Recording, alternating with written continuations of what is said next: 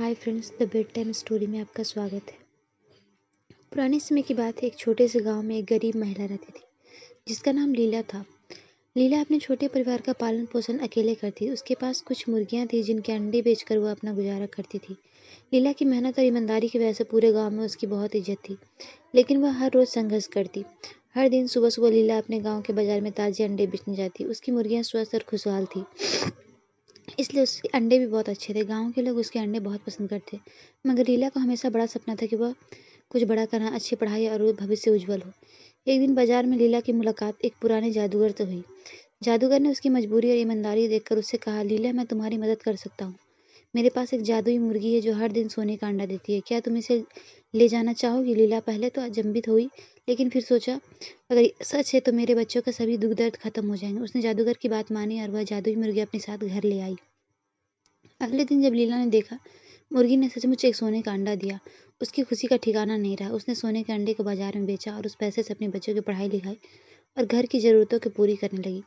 हर दिन मुर्गी एक सोने का अंडा देती और लीला जल्द ही सुखी और समृद्ध हो गई। लेकिन यह खुशी ज़्यादा नहीं टिका।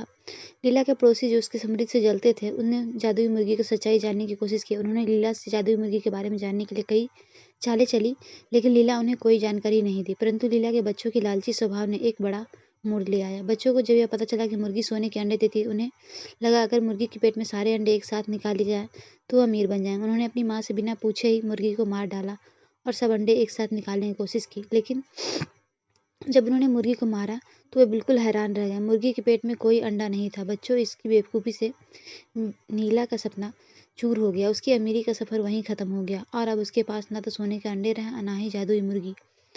लीला बहुत दुखी हुई, लेकिन उसने हिम्मत नहीं हारी। उसने अपने बच्चों को समझाया कि लालच बुरी बला है और हमें धैर्य और ईमानदारी से ही सब कुछ मिलता है। उसने फिर से अपने पुराने काम और लौटने के फैसले किया और बच्चों के साथ मेहनत करने लगी।